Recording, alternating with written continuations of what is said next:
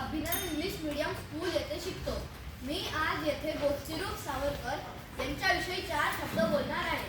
सावरकरांचा जन्म 28 मे 1883 रोजी नाशिक जवळच्या भगूर या गावी झाला. सावरकर यांच्या वडिलांचे नाव दामोदर पंत व त्यांच्या आईचे नाव राधाबाई असे होते.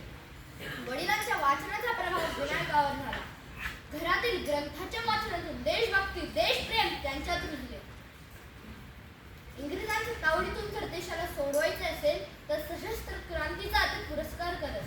त्यांच्यावर तात्या टोपे, झाशीची राणी अशा 1857च्या उठावातील महान क्रांतिकारकांचा प्रभाव होता. त्यामुळेच त्यांनी अवघ्या 25व्या वर्षात 1857चे स्वातंत्र्य समर हा ग्रंथ लिहिला. हा ग्रंथ क्रांतिकारकांसाठी एक प्रेरणा ठरला. लेखच्या साथीत वडिलांचा मृत्यू झाल्यावर पुढील माध्यमिक शिक्षण नाशिकमध्ये व त्याच्या पुढील फर्ग्युसन महाविद्यालयात केले. तेथे मित्र मेळाव्यासारख्या संघटनांच्या माध्यमातून गणेशोत्सव, शिवजयंती हे सण साजरे केले जाऊ लागले. सावरकरांच्या पोवाड्याच्या माध्यमातून मरगळलेल्या तरुणाईला चेतना मिळाली.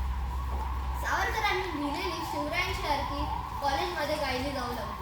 1905 मध्ये सावरकरांनी विदेशी कपड्यांची होळी केली. इंग्रजांशी 2 हात करायचे म्हणून विदेशातून बॉम्ब तयार करण्याचे तंत्रज्ञान त्यांनी आत्मसात केले. विदेशातून भारतात पिस्तूल पाठवली आहे हे इंग्रजांना कळल्यावर त्यांनी सावरकरांना लंडनमध्ये अटक केली. मार्सेलिस बंदरातून पळालेल्या सावरकरांना काळ्या पाण्याची शिक्षा झाली. त्यांना अंदमानात ठेवले. त्यांना खूप त्रास दिला.